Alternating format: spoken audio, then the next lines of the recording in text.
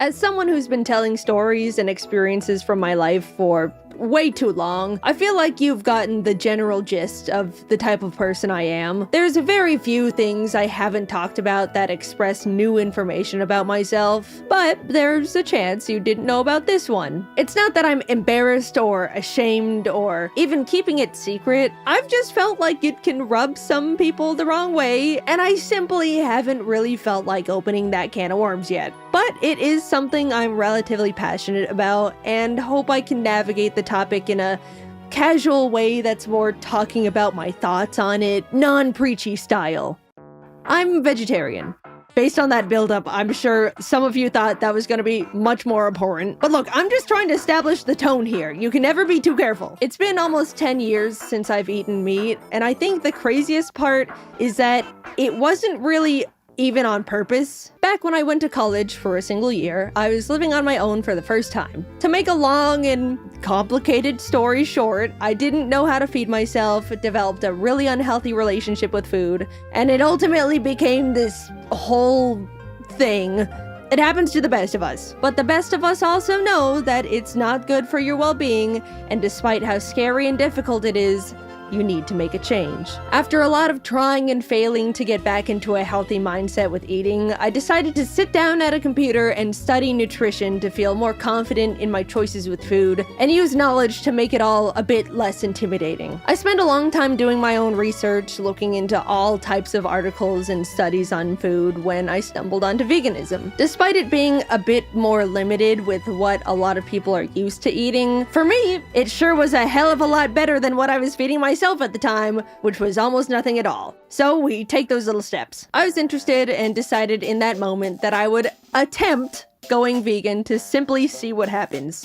Yeah, I ended up changing the entire trajectory of my lifestyle with a single, hell, why not? I would say I did it kind of wrong at the beginning. Like, I would buy a prepackaged salad from the campus food court that had meat in it and pick it off, which I know just did heavy damage to vegans, vegetarians, and non-food wasters out there, and I'm sorry, I didn't know at the time. It's common for people transitioning from eating meat to not eating it to struggle because it feels like you're removing a huge part of how you normally structure your meals. But since I was eating next to nothing every single day, I really never had that problem. I was adding food into my repertoire instead of taking it away. So basically, the complete opposite situation, which worked out really well. Over time, I started trusting what I was eating again, being a lot more healthy with my relationship with food, and along the way learned about the other positive reasons to go meatless. I don't really want to be the one to get into the nitty-gritty of it all, but if you're curious, there's a lot of environmental benefit, and as everyone knows, it's kinder to the cute little animals. They do some messed up things to those poor baby chicks. But again, if you're curious, you can go down that rabbit hole yourself. Sorry, I'm not touching that one here. Even though I was doing well and not having a hard time eating within the lifestyle, it wasn't all sunshine and rainbows. There were still bad habits in my head, and unfortunately, there's a lot of people that use the community to spread their own unhealthy, obsessive brainworms around food, which in my opinion can set a lot of people back in their progress and close people's minds to the concept entirely. Everyone knows eating clean and healthy is a good thing to do, no one's arguing that, but it's definitely not achievable for the majority of people 100% of the time with zero exceptions. I would encounter people in the community bashing others for the way they ate their meatless diet, which I believe is overall bad for the greater good of the cause. The way you eat your vegan or vegetarian diet is fine. There's no specific requirement for the healthiness. Eat your junk foods, processed meals. You're not gonna wither and die on the spot because you ate a little bit of something fun. As someone who's tried a lot of vegan foods, I can confidently say there's a lot out there that do not taste good. I'm sorry, people might not like hearing that one, but it's my truth. Might as well do what you want to enjoy it. You're not supposed to suffer. Put it this way, it's way more realistic to eat non-animal product foods that you actually like than force yourself to eat the gross, bland ones that are gonna make you hate everything and give it up entirely. In a similar vein, the vegan community used to be extremely confrontational and judgmental, which has tarnished the perception of the lifestyle for a lot of people. And I've always felt like that stuff has set back the movement way more than if they were more welcoming and understandable and not mean. There's a bit of irony in the idea of veganism is supposed to be positive and kind to all animals when they've been very cannibalistic to people around them. That's my hot take. I'm sorry. I just think in the past, the loud minority of the community has used really rude and obnoxious ways to try and guilt people into converting into this very beneficial and productive lifestyle. It's always rubbed me the wrong way, and because of all the stigma, I used to be very embarrassed to tell people I was vegan from fear of the assumption I was that kind of vegan. And justifiably so, because people have been rude to me for it. Early in my vegan journey, a group of my friends wanted to go to Hooters. Personally, not my first choice, but hey. Now, I was able to accommodate myself when it was just me eating, but going out to restaurants was a bit tricky. I checked the Hooters website to see if they had anything I could eat, and at the time, it said they had a veggie burger at certain locations. Awesome. Now I have to make a single phone call, which I hate. Hi, thank you for calling Hooters. How can I help you? Hi, I was wondering if you guys, had the veggie burger? No. Oh, thank you. Sorry. That was the first time I ever called to ask about a dietary restriction, and not gonna lie, I wanted to kill myself after it. I felt so bad asking at the time, but looking back, I don't know what that lady's problem was. I know you've had to deal with worse phone calls. It's not like I was calling about your Hooters. Yet here you are, getting mad at the veggie burger girl. Luckily though, 99% of people have been fine with it. And I do think the overall view on vegan and vegetarian diets have steadily been going up. When people learn I don't eat meat, I can tell they start mentally scoping out to see where I fall on the meatless personality spectrum. But then I say my favorite food is French fries, and the guard is dropped immediately. Another normal part of the vegan experience is the occasional accidents that slip through. One late night, I was too locked in, and by the time my body registered I was starving and needed to eat that instant, I realized I didn't have any food in my house and most of the restaurants nearby were closed. In a moment of desperation, I ordered the fastest option available, vegan burger from Denny's. But of course, DoorDash complications always strike when survival is at stake, so I watched helplessly as the delivery time got delayed by 15 minutes, 30 minutes, 45 minutes.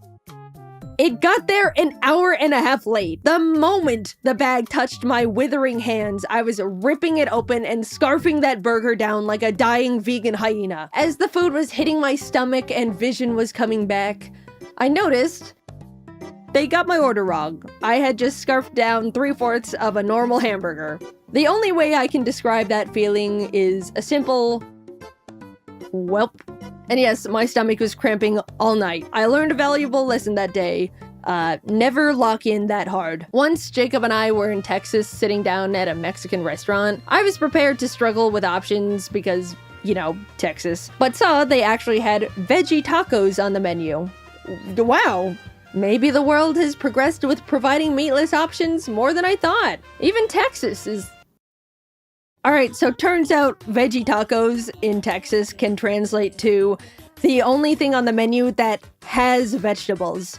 I partially blame myself for that one. Texas was the one that tricked me, but I did have the context clues. Another time, I was at a karaoke party with a big group of friends, and there was a various assortment of food platters. The lights were low and flashing different colors, so it was hard to see which foods were what. A friend and I hovered over one of the platters, and I pointed to one section asking if it was fried pickles. They grabbed one, went, "Yeah, I think so," and popped it in their mouth. As a pickle lover, I was like, hell yeah, and also popped one into my mouth. And as soon as it hit my taste buds, I instantly registered it was a chicken nugget. The friend, knowing I don't eat meat, stood there like a deer in headlights, digesting the fact they failed to warn me their initial assumption was incorrect, led me astray, and kind of indirectly fed me chicken. Everyone in my life has been very understanding and chill with knowing I don't eat meat, but there's still strangers that look from the outside and assume the worst because of it. In James's 7-day vegan challenge solves all your problems video, he nominated me to do the challenge too, but at the very end revealed the joke was,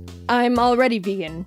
So to anyone who didn't catch that, welcome in on the joke almost a decade later. Anyway, that was the first time the internet learned I was vegan. So obviously there were gonna be some obnoxious reactions to it, even though I was the same person I was before they knew that fact. I still remember this one comment from what I assume was a child that said, "I just learned Jaiden is vegan and I've lost all respect for her."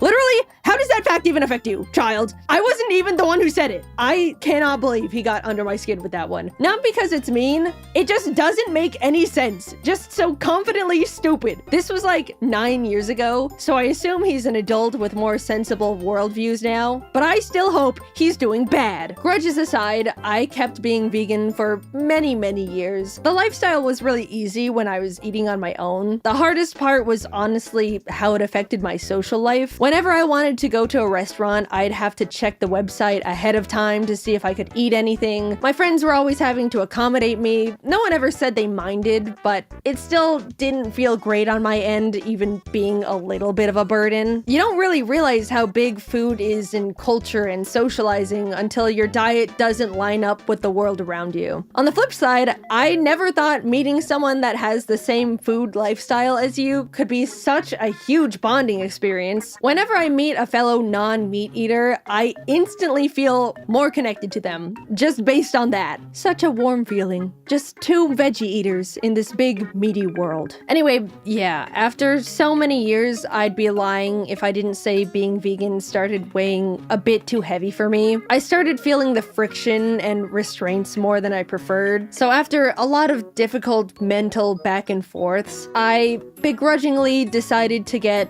a little bit flexible. I say begrudgingly because it felt like I was turning my back on the morals I was living by for 8 whole years. But I figured if I was slowly struggling more and more under the vegan lifestyle, it would ultimately be better to just modify it than grow to hate it and give up on the whole thing entirely. I decided to let some dairy and eggs back into my diet for the versatility of being able to have more options in restaurants, and the few times I might want the flexibility at home. It took some adjusting because, believe it or not, your body will not be used to the taste and texture of food you haven't eaten in a very extended amount of time. But it got easier and I instantly was so much happier with the heightened ceiling. Also, I very much expected to have turned lactose intolerant after not consuming dairy for so long.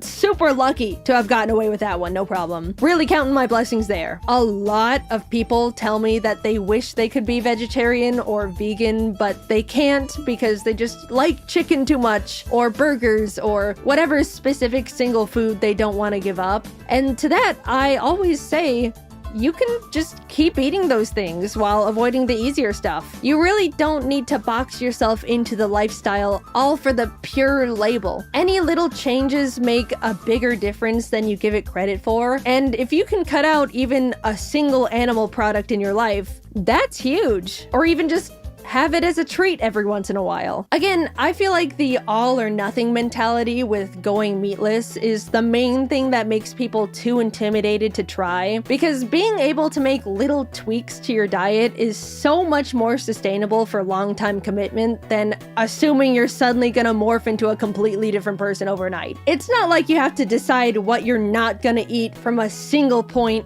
and never change it until you die. You can add things back in, or even go the other way and try cutting more things out if you feel good about the first adjustment. Some people even just go meatless for 1 day a week, or month, or year. I think if I were to humbly request you take anything from this video, it would be to try and be a bit more conscious about food. I don't want you to try and stop eating meat anymore if you don't want to. Maybe just try and be a bit more cognizant and appreciative of what it is and where it came from. I'll give you an example. Say you buy some chicken nuggets, change your mind, and decide you want to throw it away. It's kind of like you just paid to kill a chicken for no reason. It would go a long way to save it for later or give them to a friend. I don't want to say that in like an accusatory way, but that mentality has changed the way I look at food and my impact. Coming from me, it's okay to buy and eat meat, I just want people to value it more. I felt a lot of moral guilt when I started buying eggs again, but I've gone out of my way to make sure I always buy pasture-raised eggs that came from a farm that makes sure the chickens get to live normal and happy chicken lives. Cage-free or free-range don't really mean anything. It's the food industry lying about not being mean to chickens. So if you have a little bit more resources to transition to other kinder options like that, it's always very beneficial. They unfortunately tend to be more expensive though, so I know it's not a viable choice for everyone, which is understandable. I hope that doesn't come off as preachy. Oh god, who put the soapbox under my feet? I'm trying to find a middle ground of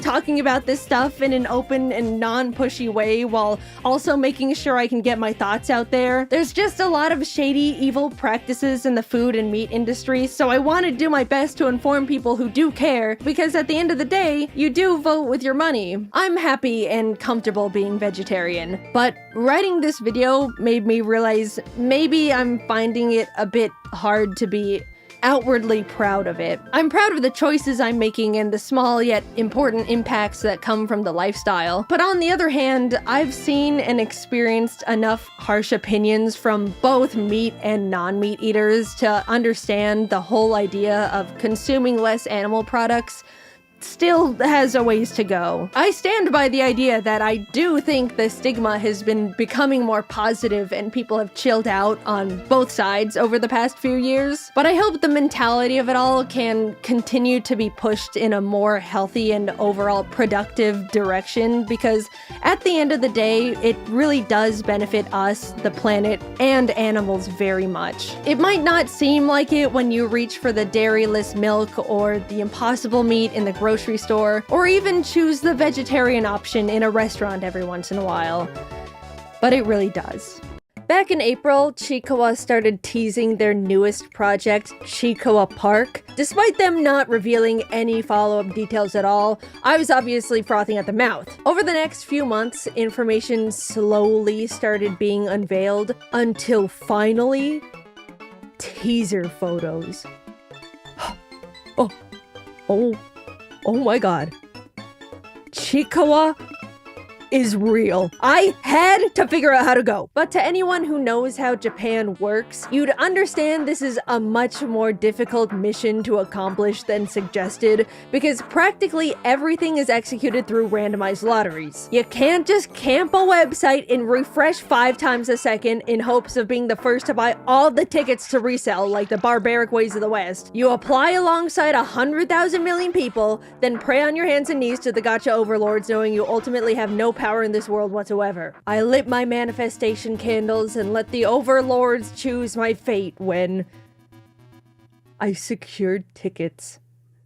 Chikawa, thank you for shining your light down on me. I figured since I'm gonna be flying all the way back to Japan for the park, I might as well spend my time as surrounded by Chikawa as I can. So I ended up turning it into the most jam-packed Chikawa-themed trip I possibly could. Sarah, good friend and fellow Chikawa enjoyer, and I hopped on a plane and sped off to Tokyo to experience possibly the most obsessive yet exciting time of our lives. After landing, sleeping, and waking up bright and early, I was practically buzzing with excitement, knowing today was the day I was going to witness the most anticipated Chikawa event the franchise has created yet. Equipped to live through the most memorable day of my life, we headed off to the park. As we were driving, my head was still buzzing with questions about what the event was even gonna be like. The promotion of the whole thing had been super secretive. I really didn't know what to expect going into it. The car pulled up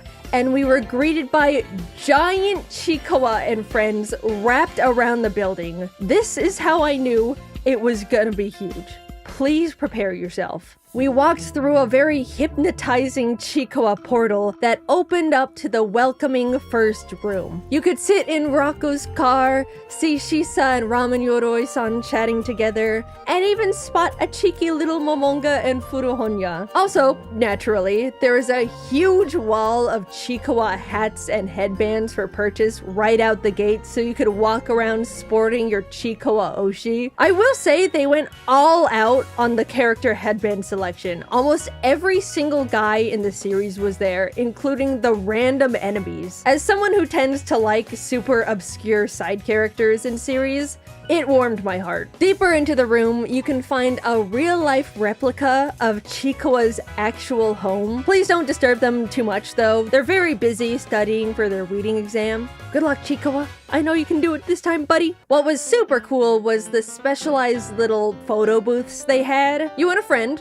or if you're a lone wolf Chikawa enjoyer, that's cool too, sit down at one of the logs and are given the option to take a photo with either Chikawa, Hachiware, or Usagi. Whichever character you choose pops out to join your photo with their own personalized animation, which was such a wonderfully cute attention to detail. Sarah and I both freaked out when a shy little Chikawa shuffled its way over to us, and everyone in the room watched as we took photo after photo after photo, squealing at every single one. Walking by, we encountered a helpless Hachiware stuck in a ditch. Besides sitting there with him while he yelled for help, there was unfortunately nothing we could do for this poor fella as we stared at our own pitiful reflections above us. Knowing they recreated and built a part of the manga that made me cry gave me a very strange mixture of bittersweet feelings, but ultimately it was too cute to fully question the morality of it. To continue into the next section, you have to wander your way through the discombobulating mirror maze of the nightmare-inducing elephant. The lights were flashing various colors, the floor and walls were painted all sorts of disorienting patterns, everything was super wiggly, and I may or may not have crashed into a couple mirrors, who's to say. Sarah and I stumbled out of the very humbling maze eventually, but as staff came over and gave us Chikawa-themed 3D glasses, we realized we weren't safe yet,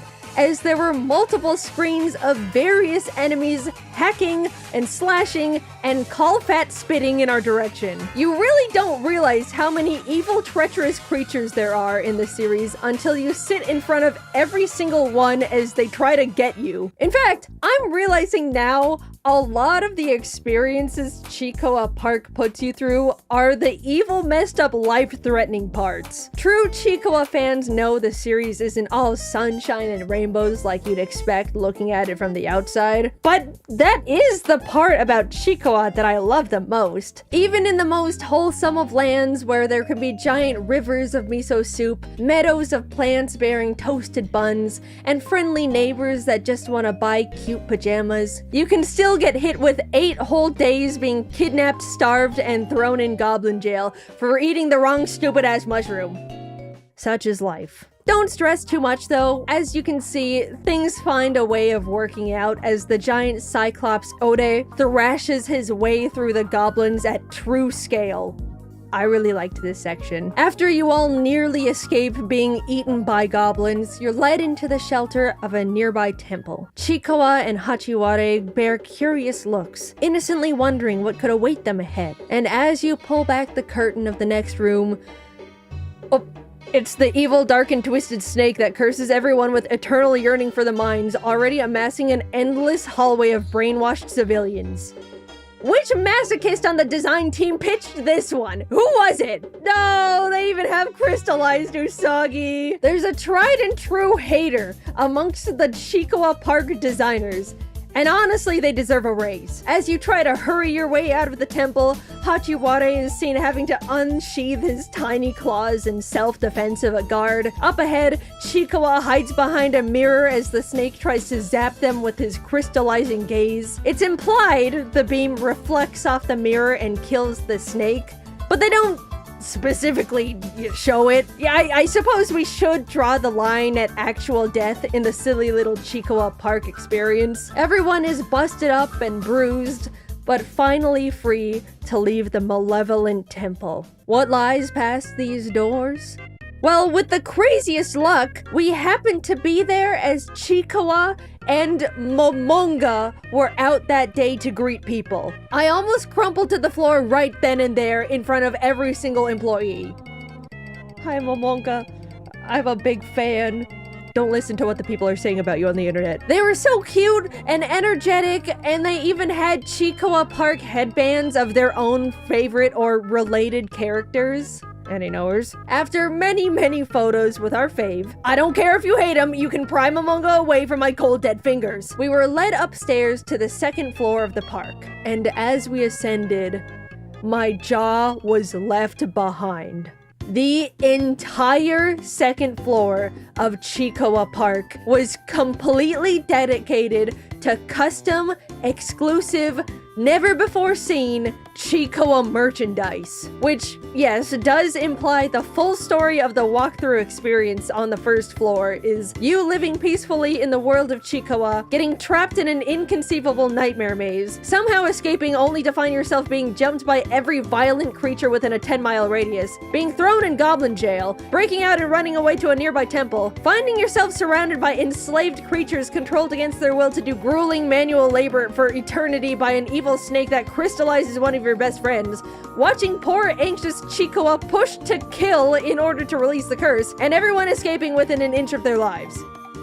I literally could not have written it better myself. That is quite literally the best representation of the series you could possibly present. And as a treat for getting through all of it, you can now spend all of your money. To say it was overwhelming is an understatement. There were 5 whole organized areas for shopping and merch. The Chikoa section had big plushies, small plushies, keychain plushies, plushie slap bracelets. The characters came in any size, shape, or form you wanted, and it was very pleasing on the eyes, might I say. Hachiware's area was more centered around decorative items and collectibles. Pens, necklaces, notebooks, tote bags, more keychains of quite literally every character in the series. Household items like plates, glasses, utensils, this really funny soap dispenser based on Chikoa getting a parasite. Over in Usagi's shop, they had apparel, lots of cute shirts, jackets, socks, and literally my favorite item of the entire store, the character backpacks. They're the perfect size, so freaking cute, and you can show off more of your plushies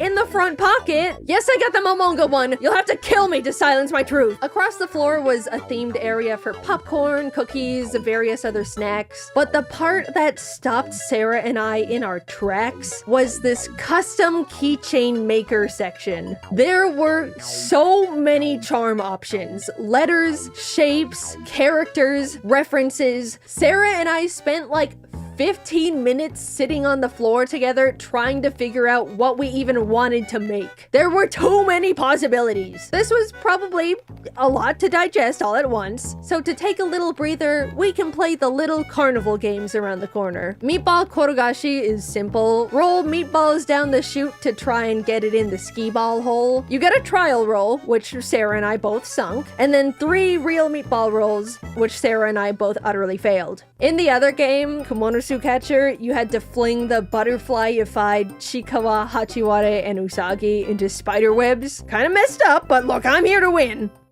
I didn't get a single one in the net.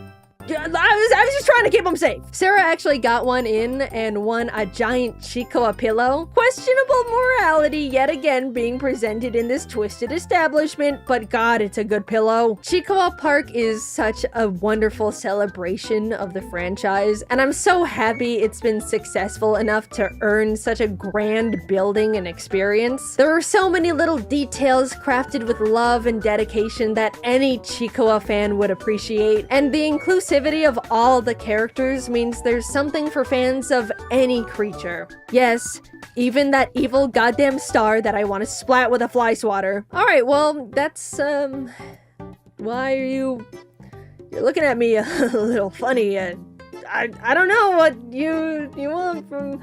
Okay, yes, we got a shit ton of merchandise. Everyone watched as Sarah and I frolicked around the merch floor quite literally like Jaiden in a Chikoa shop. It took like 15 minutes for the employees to ring up each of our hauls. Everyone was happy for us and encouraged us to get things, but Sarah and I couldn't help but visibly succumb to the shame. With what broken Japanese I knew, I tried to make conversation with the clerks while we waited.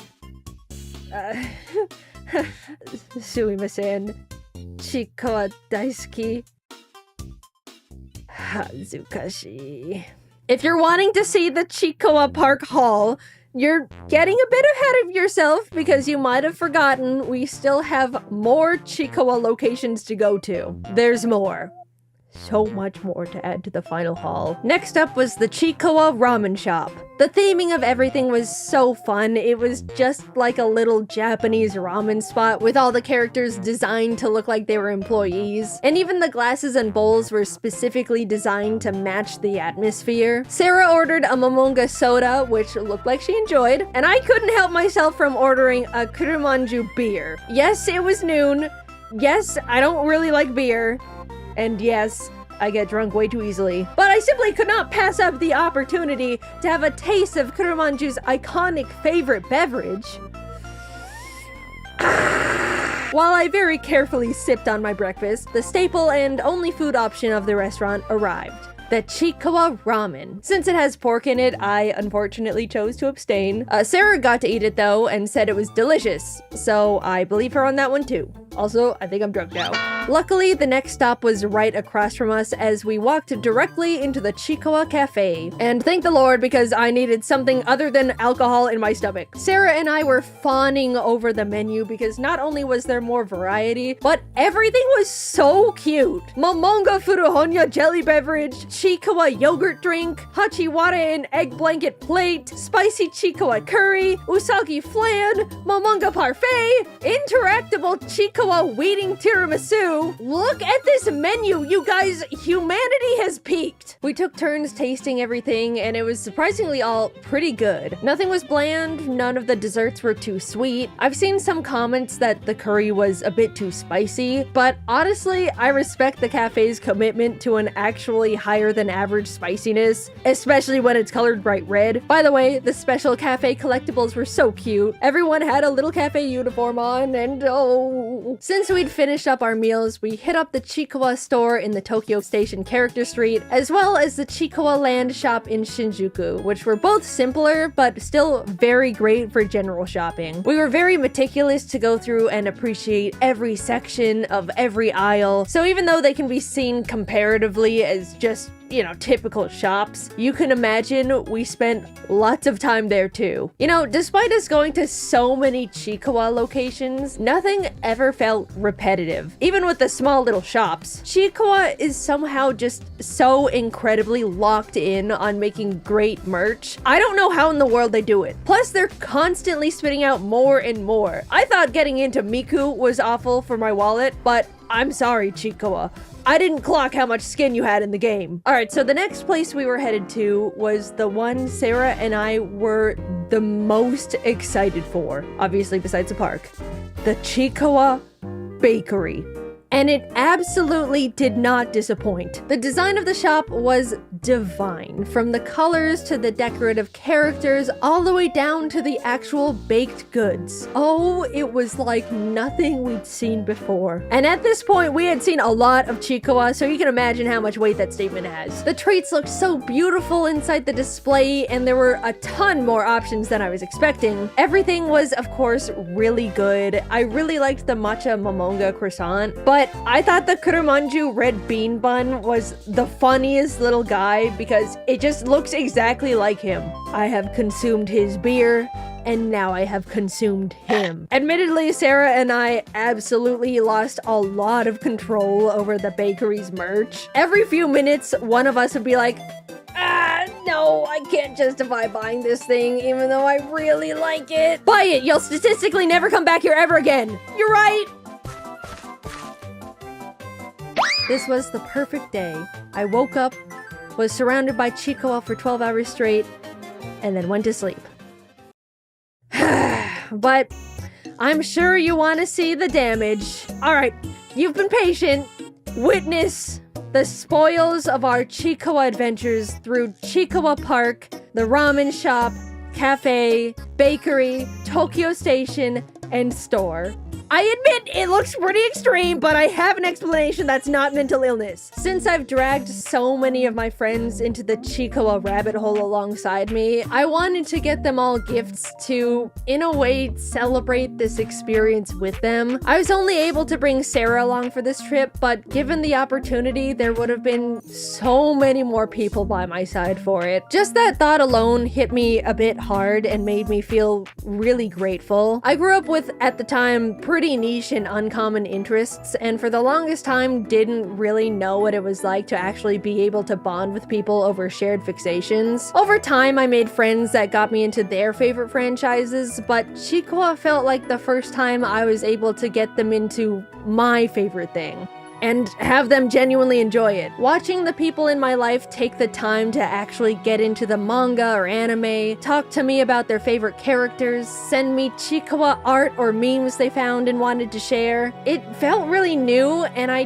guess I just didn't realize how special it could be to me. So I wanted to spoil as many friends as I could, and given how insane the haul in the end was, it actually made me digest how many friends were impacted by my general excitement, and how many people I can share a mutual interest with now. Any character you saw in the pile that wasn't Chikawa, and in some cases Momonga, was meant for someone in my life that I got sucked into the franchise alongside me. A symbol of someone who I've spent hours talking to over this little thing, and someone that's made me feel really appreciated for simply taking the time to give my favorite thing a try for the first time. To break up the sappiness, I will mention that as soon as I finished setting up this giant wall of Chikoa merchandise to record that shot, Sarah brought her Japanese aunt and cousin over to our hotel room. So these two wonderful, normal ladies who did not speak a lick of English simply walked into Sarah's friend frantically hunched over a giant hoard of probably the most obsessive and off-putting mound of greed they'd ever seen in their entire lives, without being able to explain it all. Cute, Jugo Tomodachi. Chikawa Tomodachi. A while ago, I went to the bank to get a new debit card. I walked in, the lady asked, "Can I help you?" And I said, "I'd like a new debit card, please." Her face scrunched a bit, and then she replied, "Let me see what I can do. Would you take a seat for a moment?" I sat in the lobby chair for 30 minutes, assuming that she was doing everything in her power to get me a new debit card, and when the lady finally came back, she simply said, "No, we don't do that." But you're the bank. For the longest time, I've been tossing around this little thought. I don't know if it's just me, but it kind of feels like the world around us doesn't quite work anymore. At least compared to, say, a decade ago, it seems like everything has gotten less efficient and, dare I say, stupid. Anytime I go out to get something done, I come back 3 hours later with nothing accomplished and a fresh desire to punch a wall. I've tried to gaslight myself out of it. Maybe I'm overreacting here. Humans have always been flawed creatures, so of course it's doomed to bleed into the construction of our society. But I just keep thinking back to those 30 useless minutes in that bank chair, and I simply don't believe it. You're not gonna convince me that a bank has always been incapable of giving people new debit cards. And also that it took 30 minutes to tell me. Something has changed. It really dawned on me when I watched the Always Sunny in Philadelphia episode Dennis Takes a Mental Health Day, where Dennis tries to have a normal, relaxing day, but is faced with inconveniences at every corner that spike his blood pressure. Highly recommend watching. The whole show is phenomenal, but that specific episode was so real and truly made me process things are getting less efficient. And it's not just in my head. First of all, like the episode addressed, everything needs a goddamn app now. The thermostat, air filters, light bulbs. I bought the cats a new automated litter box, and guess who now has a litter box app on her phone to get it to even turn on? I'm sick of the stupid apps. They don't make life easier no matter how many times these products try to convince me they do. The UI is always clunky and confusing. Nothing is optimized. Companies act like you can part the Red Sea with their apps, when more often than not, I'm stuck trying to connect it to the device in the first place. When was the last time you bought a new anything and had it completely set up and working within 5 minutes of unboxing it? At this point, if my Wi-Fi goes out, every electronic in my house becomes a useless block of metal because none of it works on its own anymore. Everything needs Wi-Fi, an app, an account linked to my email, a subscription service, and on top of it all, they sell all the information I hand over against my will to random other companies so they can send me stupid junk mail. Also, when did unchecking the sign me up for online newsletters and discounts just not work anymore? Every single time I buy something online, I make sure to not sign up for the website's stupid email notifications. And what do I find fresh in my inbox when I wake up the next morning? Check out this month's wacky deals. So I have an electric car, right? One day, it just straight up refused to play music. After troubleshooting for 5 minutes, it turned out I needed to download a software update to my car, even though the music worked perfectly normal before the update. Sure, fine, the future's now. But for some reason, the car couldn't find or connect to the Wi-Fi. So because of that, I get to experience LA traffic in pure silence. I spent thousands of dollars on a car just for it to randomly not be able to perform a task cars have been able to do for the past 70 years. I do like electric cars, they're better for the environment, and it's great not having to go to the gas station. But let's not pretend the car has to be a computer now. I got one of those modern tech cars that made the innovative choice to remove all the physical buttons and knobs and put every single basic feature into the car's giant touchscreen. Before getting it, I didn't think that would affect my experience too much. I thought, well, when I drive, I normally don't fiddle with the buttons all the time anyway, but now I have to deal with things like not being able to manually open the glove compartment because it has no latch. I have to speak into the car microphone, "Open glove compartment," and every single time it opens the charging port. Didn't think about that one before buying. Also, when I do need to do something while driving, it feels way more unsafe than I initially realized. They didn't even build AC knobs, so to turn up the air, I have to essentially play on the car iPad while paying attention to oncoming traffic. Correct me if I'm wrong, because I'm neither an engineer or car specialist, but that feels stupid. Apparently, enough people started complaining about the lack of buttons in high-tech cars, so they started putting them back in, which now puts into question these experts making these decisions in the first place. What do you mean thousands of people had to say using a giant iPad while driving is unsafe? Before they were like, you know what? These people might be onto something. A few weeks after I bought the car, I accidentally stepped on glass and needed to go to urgent care. So Jacob and I hopped in, and as we started driving down the neighborhood, the screen got covered with "Software update required." Thinking it was a simple fix, Jacob pulled off to the side of the road and clicked download, to which the car completely locked and became undrivable until it finished the download, which was 45 minutes. I ended up having to call an Uber to go to urgent care, despite owning a fully functioning car. Lesson learned, I suppose. They got me again. Also, I don't know how a car can download a software update on the side of the road and not in my own goddamn garage. It all just feels so dumb. Nothing feels like it's checked to make sure the customer has a half-decent user experience anymore, because companies think slapping an app together makes something high-tech enough to get away with slop. And on top of it all, everything is a subscription service. Why can't I simply buy my stupid computer car and have it come with the tech that's already built into it? Subscribe to be able to connect to the internet. Subscribe to enable auto steering. For a while, companies were thinking about turning the seat warmers into a subscription. The heating coil is already in the car that I bought. Just leave us alone. Imagine pitching to someone 15 years ago, "Oh yeah, the car you bought? Yeah, it's all yours. But you have to pay money every month to use the windshield wipers." It's become so common for us to buy products and not even actually own them, and you need to pay money every month to keep using them. And they're bad. Businesses have always prioritized profit. That's never changed. I'm not upset about that. But at least in the past, they had to, in good faith, offer something that actually did the shit it was advertised to do. Now they just go, "Oh damn, we can give less and charge more? Hell yeah, brother, lock the cold out the fridges." The other day, I wanted to get a new router for my office. Jacob and I headed over to our internet provider store, and I said, "Hello, can I buy a router?" "Oh, we don't actually sell routers here. You need to go online and ask customer service to send you one.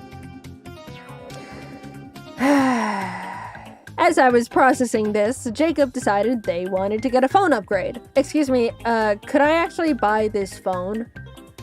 Yeah, we don't have those in stock here. You can buy it, but it'll have to be shipped to your house.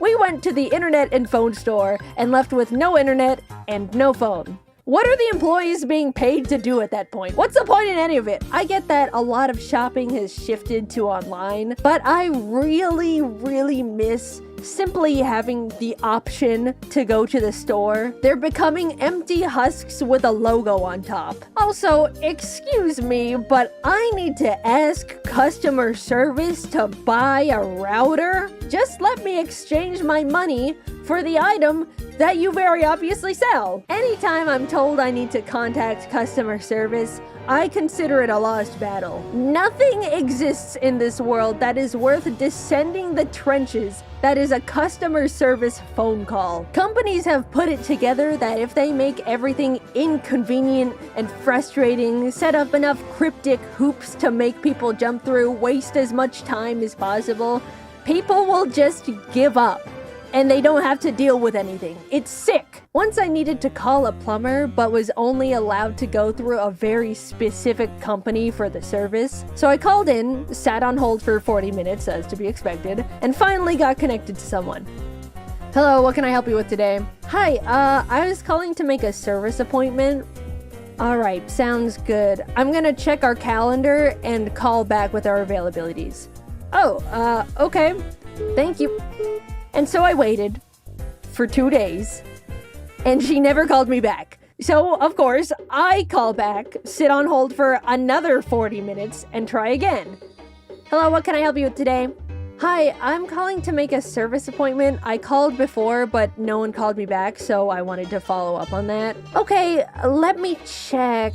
We're available in a month at 7 a.m. Oh, okay. Are there no other times available? Nope. Alright, I can do in a month at 7 a.m. Thank you very much. Awesome. Exactly what I wanted. A month comes and goes, and the day before the appointment, I get a call from the plumbing company. Hello, I'm calling to let you know the person that was scheduled to do your service appointment is sick and we'll have to cancel it. Okay. When's the next available appointment? In 2 weeks? Okay. Thank you. At this point, I was fuming, right? How hard could it be to get a very specific company to provide a service they forced me to use them for? Well, get this. I woke up the next morning at 10 a.m. because I didn't have to wake up early anymore, looked at my phone, and saw a single missed call from, of course, the plumbing company. Hello, the plumber arrived at the location this morning at 6 a.m., but left because no one was home. Please call back to reschedule. Thank you. Guys, I can't even write into words what I was feeling that moment, because if I did, this would be the last video of my career. A single service appointment is all I ask for my sink that is dissolving at this point. Also, we're completely brushing over the fact they arrived an hour early for the canceled appointment, so I would have missed it anyway. And just like that, it was all back at square one. And you know what? I gave up. Congratulations, plumbing company. You won! The trophy? My sink is broken. I was justifiably feeling upset, so I wanted to go out and get myself those Pillsbury Halloween cookies with the pumpkins and ghosts on them because it was the season. I looked online to see if the grocery store had them, and the website said, in stock, confirmed in the past hour. So I got dressed, drove over, and lo and behold, the store had 0 Halloween cookies. I did the same charade 2 more times until I just went home and cried. What's the point anymore? Really, my car doesn't work. The stores don't work. The litter box needs Wi-Fi. I'm just so tired. We're doomed to be wrung of every single dollar we have. Cursed to scroll endlessly on social media because it's evil now. It's nothing good anymore. We're being left behind over here, and no one can do anything about it cares. I don't want to get too doomer in the silly animated YouTube video. Sorry, maybe a bit of reality started to seep in there between the funny little stories. Quickly, I'm gonna talk about things that do spark joy in my life. There's been an influx of people going back to old tech as a way to step out of the overwhelming and predatory modern innovation era, and I am also on that boat. A while back, I started playing on my old 3DS, and something about using a classic handheld rewires my brain in the best way. Being all bundled up with your DS, no second monitor content, maybe some snacks, it feels like my mind gets to heal from the constant rot, cleansed from the addicting flashing colors and stimuli of current media. Another way I heal from the evils is by seeing all of my best friends. Truly going out and being with people in real life is the medicine that heals all. I'm not joking. No matter how much the world breaks me down, a good hangout with friends to vent and blow off steam really does take the edge off.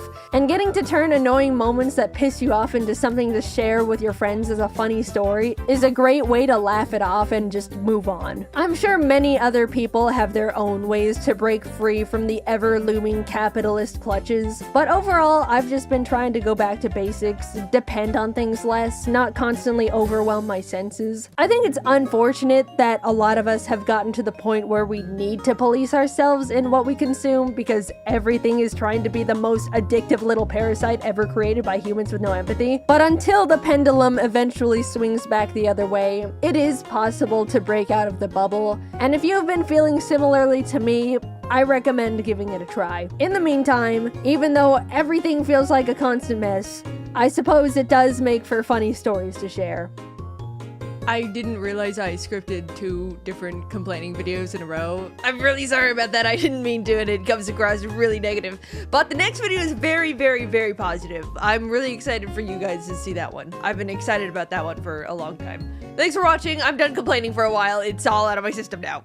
9 years ago, James and I talked about what it was like living in our home state, Arizona. I honestly don't remember most of what we said in that video. I tried to rewatch it as a refresher and maybe a little trip down memory lane, but turns out after 5 seconds I'd rather be guillotined. No. Eyes on me. You clicked on this video, you're staying on this video. No funny ideas, alright? The other day, I was in a store trying to buy a plain black shirt that was locked up behind those stupid box lockers, so I had to ring an employee for a single shirt. A few minutes later, someone came by. Alright, what can I... Oh my gosh. Are you Jaiden Animations? Yeah. No way, I love your videos. Can I get a photo? Yeah. Thanks so much. I didn't expect to see you here. Are you visiting? Oh, no, I live here. You're not in Arizona anymore? And that's when it dawned on me, there is a giant portion of my audience who will not get updated on some parts of my life if I don't explicitly say it in one of my animations. Also, the guy left without unlocking the box, so I had to wait another 5 minutes for him to come back and get the shirt. So yeah, to anyone who didn't get the memo, I've been in California for the past 6.5 years, specifically Los Angeles. I honestly can't believe it's been that long already, because that means for the past 6.5 years, I've been doing nothing but complaining about it the entire time. I believe in the compliment sandwich system though. Not everything about moving to California has been bad. For example, the weather is great. It's always sunny, which, you know, Arizona is too, but like, in a bad way. California doesn't hit the casual 118 everything outside melts and dies degrees like back home. It's vacation weather all the time. I like that part.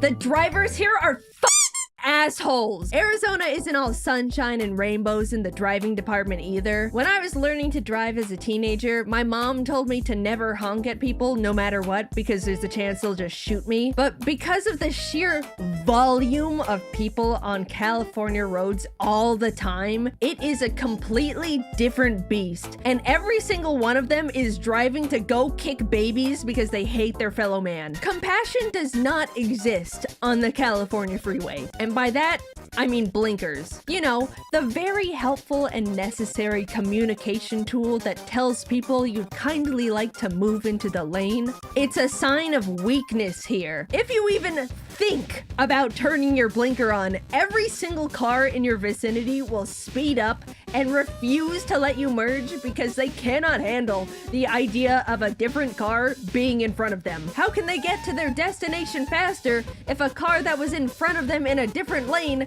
suddenly shifts to the side 12 feet? People will go out of their way to merge into the lane just to speed past you and spit on your windshield. When I turn my blinker on, which I still do because I refuse to let this barbaric driving culture corrupt me, a car will speed up and then merge in front of me. If you need to be in my lane and I need to be in yours, we literally have to stay at our same speeds and shift. It's simple. There's no point in you blocking my merge just to merge into my lane anyway. Oh my god, it pisses me off so much. They do it all the time. If I had no money and got $1 every single time someone took advantage of my blinker, I'd have enough money to move out of this godforsaken state. One time I turned my blinker on, checked my blind spot, and in the amount of time it took for me to look back at the road and start merging, a car way behind me had sped up so fast that my car's auto detection had to cut my merge off so I wouldn't hit them.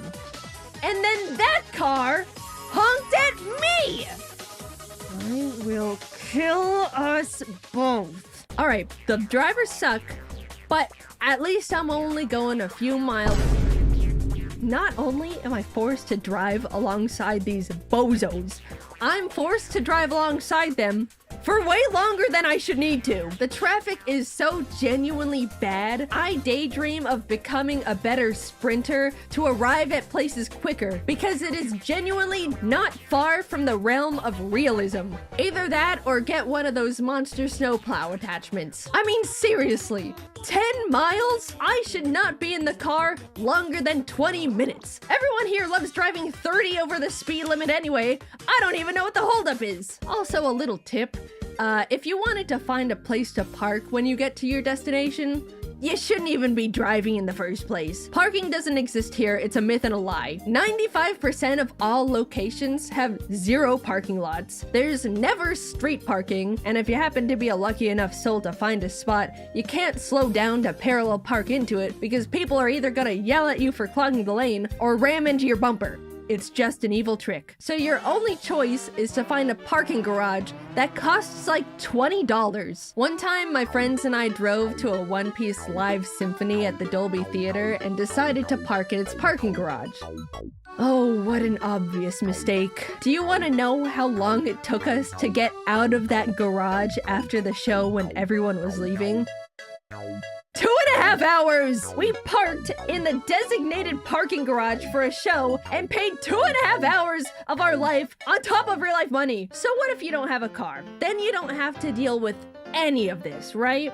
Well, you can't walk anywhere. What do you think this is? Any other country? You could get a bike or a motorcycle, but again, with the quality of drivers around, you might as well play Russian roulette every time the wheels touch asphalt. Maybe with the right setup and some expendable funds, you could just get around with rideshare apps. But man, getting an Uber is so expensive out here. It might as well be considered a luxury in itself. If you're taking an Uber either to or from the LAX airport, I guarantee it'll cost at least $100. And the drivers don't get like any of that, by the way. Once I had a driver complain to me about the ride rates the whole trip, which was not asked for to begin with. He said he had a client once trying to go to LAX and they were being charged $100, like I said, but the driver was only gonna get $30 from the trip. So he offered to charge $80 cash for them to do it outside the app as a win-win. Don't ever take this type of offer, kids. That was incredibly dangerous. But that's just where the landscape of Uber is here. Also, fun little tip, never tell any drivers the place you're going to or from is your actual home. This is for everywhere, not just California. Sure, if they ask, it's normally small talk, but when it's not, You're in danger. Yikes. Now that guy won't leave your driveway. And the police say they can't do anything because he hasn't actually committed a crime yet. Just lie and say it's a friend's place or something. It's not worth the gamble, and lying to strangers is fun. That was a free survival hint from your friendly neighborhood YouTuber. Put that one in the back of your pockets. Speaking of LAX, because I brought it up earlier, that place is actual hell on earth. If someone gets sent there after death, I would consider it a viable punishment for being a bad person.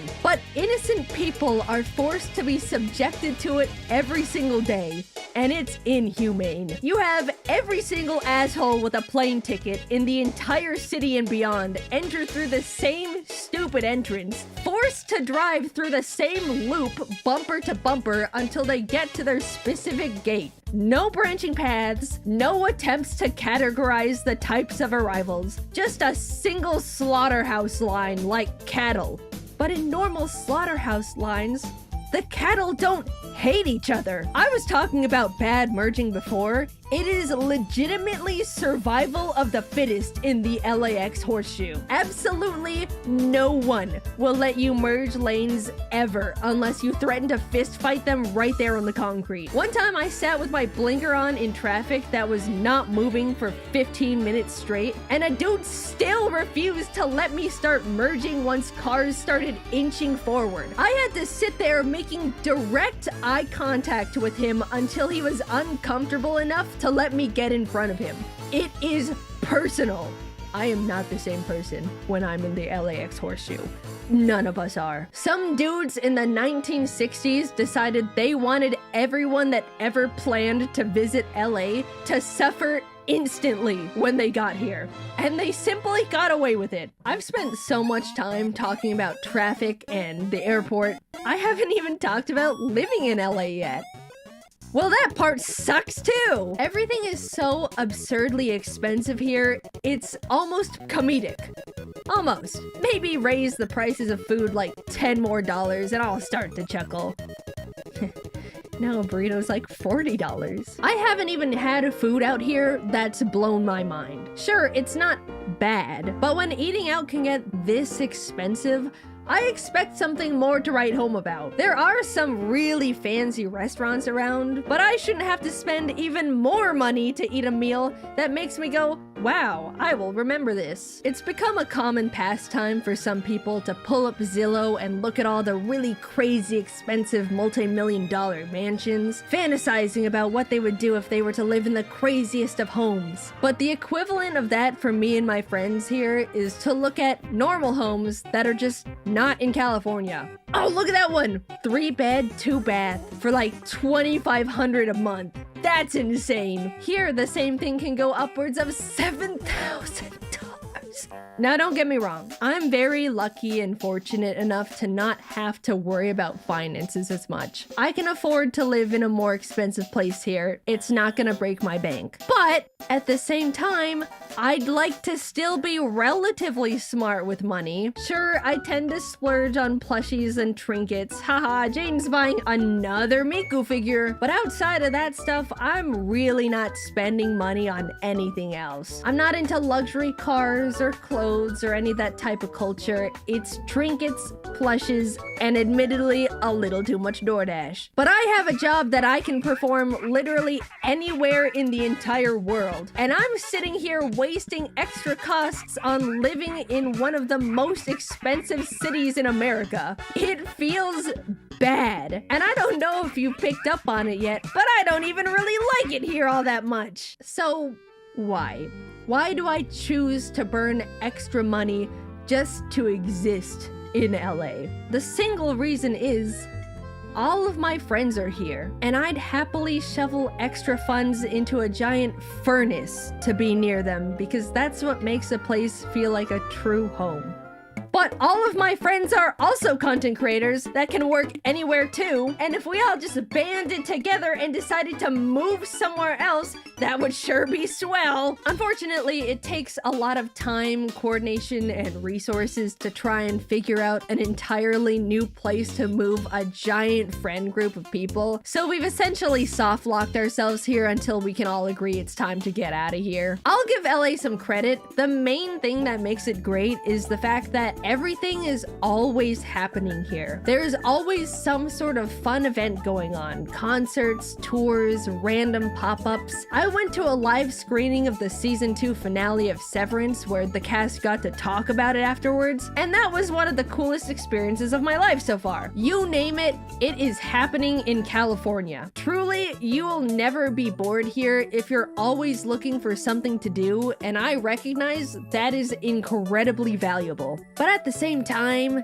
it means there's always tourists visiting, and Los Angeles is a very disgusting city for tourists to visit. It smells like pee all the time. The tourist trap areas are so trashy. There's constant crowds everywhere you go. When it rains, the pee smells even worse. Every once in a while, I need to go into the city for some reason or another, and those are bad days. Also, if you want to see all these cool things, you don't have to live in California to begin with. In fact, living here only desensitizes me to all the awesome stuff constantly around. Back when I first moved, I was really close to Disneyland, and for the entire 2 years I spent over there, I only went to the alleged happiest place on earth a single time because of a friend's birthday. That's more of a personal experience though. I know plenty of people who have yearly passes to Disney or Universal who go to them all the time. But for me, I always just think, I can go there anytime, so maybe later.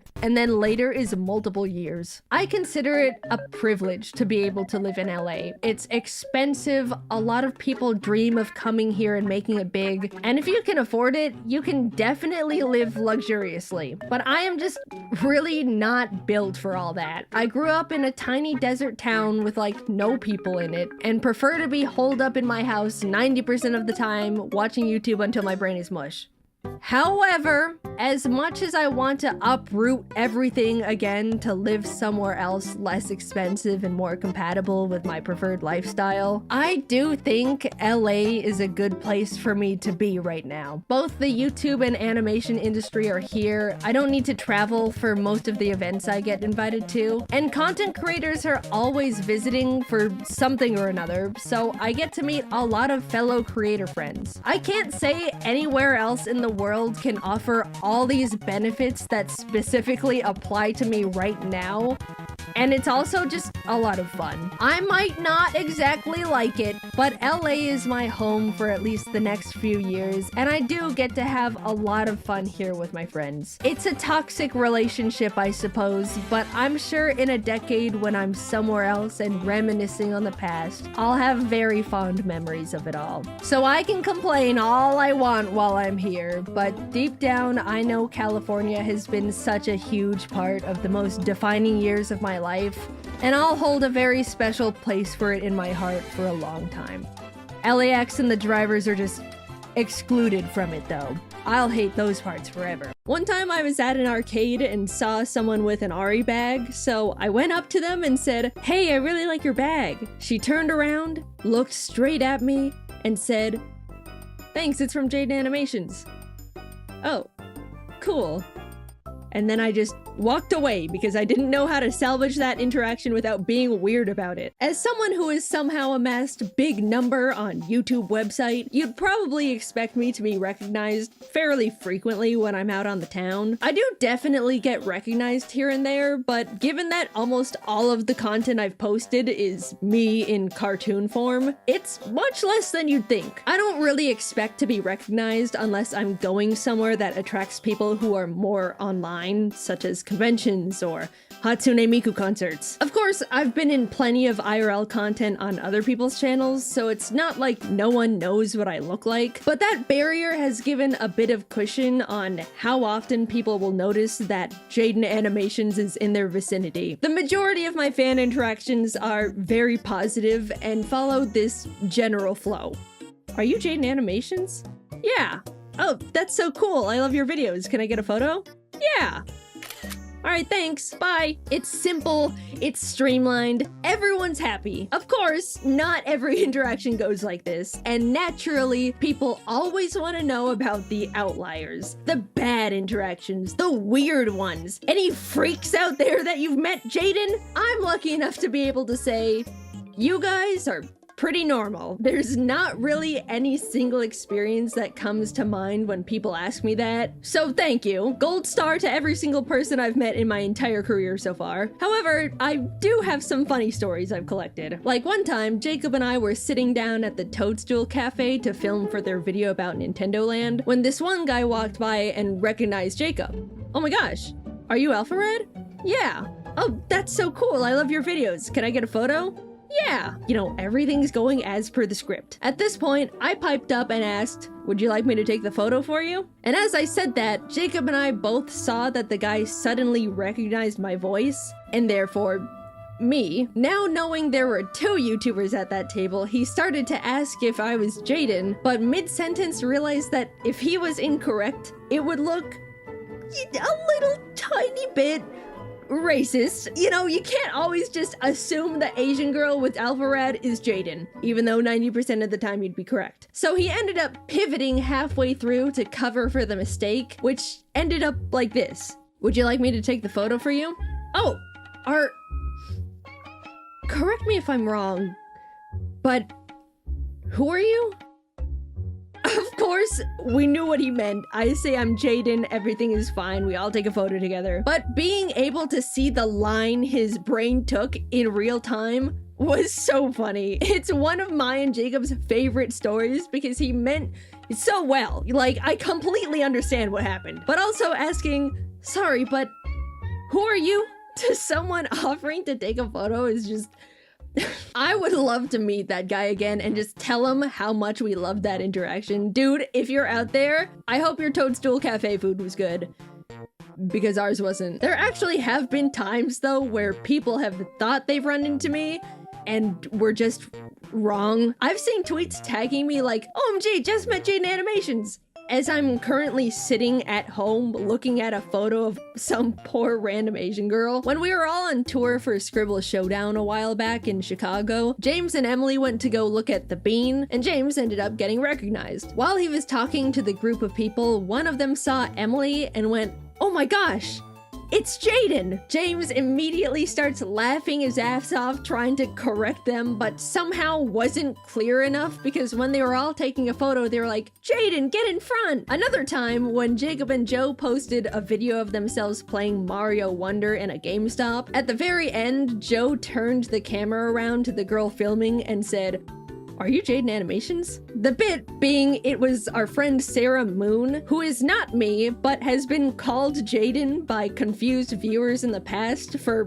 really no reason. But still, hundreds of people in the comment section of the video still thought she was me anyway because Asian girl. Then, to poke fun at that situation, a while later they asked me to record them playing Mario Kart in a round 1, and in it said, huge shout out to Sarah Moon for recording this video, as the camera panned to me. And you'd think people would catch on to the joke, but so many more people were like, okay, I thought that was Jaiden in the other video, but was afraid of being racist. Not realizing they're still not getting it. Sarah and I genuinely look nothing alike, but just pointing at one of us and going, Jaiden, will convince hordes of people in comment sections without fail. It's like casting an inescapable Jaiden spell. On the opposite side of the coin, I was in San Diego for TwitchCon last year, perusing the San Diego Zoo with some friends. And honestly, to hype it up a bit, the San Diego Zoo is awesome. I legit went there 3 times during the 3-day event, which to the math nerds out there means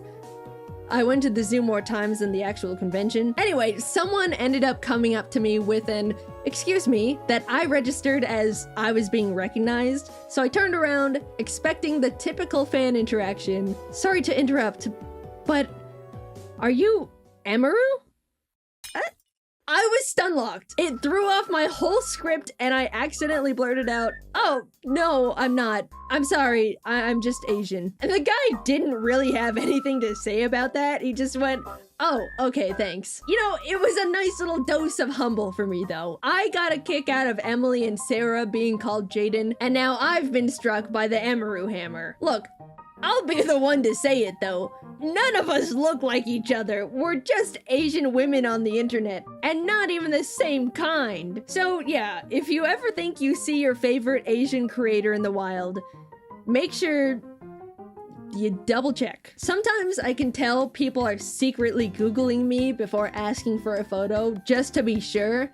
And you know, if that's what it takes, that's what it takes. I didn't mean to go off on this whole tangent about people accidentally being racist. I'm sorry, there were just a lot of instances of it. We can get back on track now. The very first time I was recognized, not in like a convention setting, was in a random Target. I was walking down an aisle chatting with my friend Kelsey when someone passed by, backtracked, and came up asking, "Are you Jaiden?" Now this was back in 2017 when I had significantly less content showing my face, so I was completely shocked and not prepared. I was in ugly house clothes, no makeup, hair wasn't washed, literal bridge dweller, and was in the middle of my first public fan interaction. Apparently they recognized me from my voice, which is nuts. Some people have told me I sound exactly like how I do in my videos, and others say I don't, so I have no barometer on what I actually sound like. The person was super sweet. This isn't like a crazy story or anything, but it's special in my mind because I was so embarrassed and unprepared for it, mentally and physically. This next one was when Jacob, Captain Kidd, and I were in Hawaii for Pokemon Worlds. We'd all just arrived at the event and were checking out all the fun decorations Pokemon set up. Since all of us have made a good amount of Pokemon content, a lot of Pokemon fans were recognizing us and asking to take photos. A well-intentioned mom ended up taking notice of how much attention we were getting and asked us what we did for a living for all of these people to be coming up to us. Jacob explained we were YouTubers and she lit up, saying her son watches a lot of YouTube, pointing down at the young boy hiding behind her leg. In an attempt to connect with the kid a bit, Jacob asked what YouTubers he watched. "I like Mr. Beast." Seeing a way to make the kid excited, Jacob pointed at me and said, "No way! Did you know she was in a Mr. Beast video recently and won?" Instantly, the kid jumped up. "You know Mr. Beast?"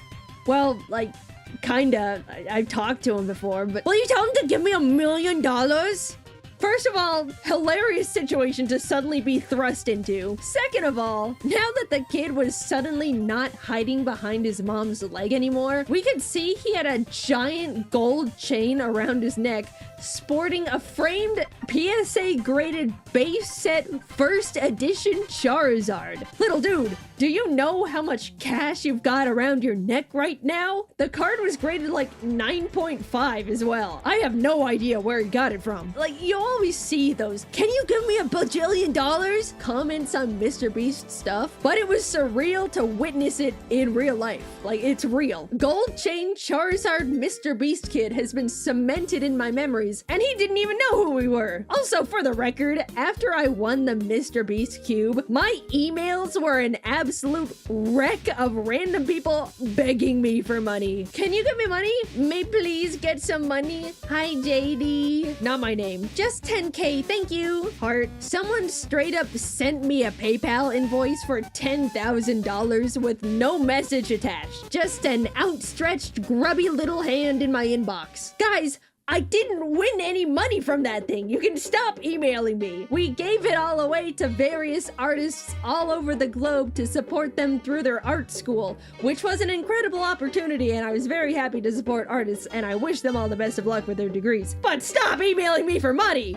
Gosh, I don't even want to know what Mr. Beast's DMs look like. One time my phone screen died on me, not my fault, so I had to take it to a repair shop. This was unfortunately during a time when my car's driver's side mirror was smashed, my fault. So I also had no street legal car to take me back home while I waited for my phone to be fixed. Needing to kill 2 hours, I ended up sitting in a nearby Burger King equipped with my Switch to play Hello Kitty Island Adventure and an iPad as a second monitor to watch YouTube videos. I almost made it the entire time with no issue, but like some sort of pathetic Scooby-Doo villain, my plan was foiled as a nice girl came up to me and quickly said, "I really like your videos," before walking back over to sit with her friends. Now, the interaction itself was completely fine. I'm just embarrassed at what it looked like on her end. Internet personality Jaiden Animations sitting completely alone at a single seat table in a random Burger King. No food in sight, just a table covered in devices like some sort of 27-year-old iPad kid. She didn't even let me explain my situation. She just said hi and walked off. So, kind girl, if you're out there, or even still a fan, it wasn't as pathetic as it looked. It was pathetic, but it's not that bad. I was just passing the time. Please resubscribe. I feel like I lost you that day. Speaking of unfollowing out of shame, a couple years ago, I went with some friends to my first furry convention. The furry convention isn't the shameful part though. That itself was great. The actual shame began when my group wanted to check out the 18+ section, mainly out of curiosity and entertainment. I sheepishly followed them in, and just as I was thinking to myself, man, it would sure be unfortunate if I got recognized while in here. Oh my gosh, are you Jaiden Animations? Yeah. So admittedly, there's a single photo out there of me, a fan, and a very colorful background. Quickly moving on from that one, this story is by far the most I've ever been recognized out in public in my entire life. There's probably a teeny little slight possibility I curated it myself by accident, but it was when I went to a Hatsune Miku concert in California. The community somehow has caught on that I like her, and said community was all right there in one spot. Before the concert, I was getting recognized like every few minutes, which is very not normal for me, but you know, completely fine. I don't mind at all. Eventually, everyone was led into the venue. I was meeting a few more people inside. Then the lights went down and we all got to enjoy the concert as per usual. However, when the show was over and the lights turned back on, everyone rotated 180 degrees to head to the exit, which meant people could see my face again. We would make it a few steps forward, get stopped, then 3 more people would come up and I'd suddenly be against the wall, all while my poor friends just had to watch it all happen and wait for me. For the first time ever, I needed to figure out a way to get out of there, or else I would have been taking photos with the entire concert audience as my friends withered on the floor. Sarah put her big hoodie on me, another friend gave me their sunglasses, and suddenly, I vanished. No more Jaiden Animations. Poof. She was gone. The Clark Kent strategy actually works. Sarah and I quickly headed to the exit, squishing past unsuspecting Miku fans, and it wasn't until we made it all the way to the parking lot where we turned around and realized we were alone. I was successfully smuggled out, but the downside was the disguise was so overly effective, even our friends didn't know who I was anymore. At least now I know if I'm ever in a sticky situation, a simple hoodie and glasses is really all it takes. I will no longer be making fun of Superman's public disguise. Dude knew what he was talking about. Despite all of these stories, if you ever see me in public, please don't be afraid to come up and say hi. I'm more than happy to meet you or take a photo. Again, basically every person I've met who watches my videos was absolutely wonderful, these stories included, and I promise I won't make a video about you if you accidentally say something a little awkward.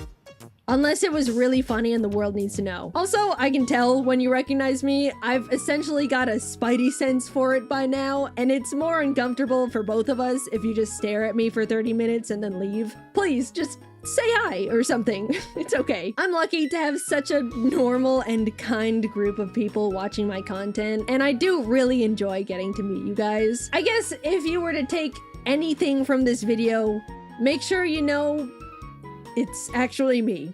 This is not me. This is not me. This is not me. I'm this one.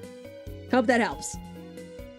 Man, it has been quite some time since I've done a good old classic story time. What is this, 2016? The fact that I really only have lighthearted funny stories to share and not really any bad or scary ones with meeting people who watch the videos is a huge testament on how kind and respectful you all are, and I really appreciate it. Like, half of these stories are about how I was the one fumbling it, you know? I always look forward to meeting more of you guys in the future. Thanks for watching, and I'll see you later.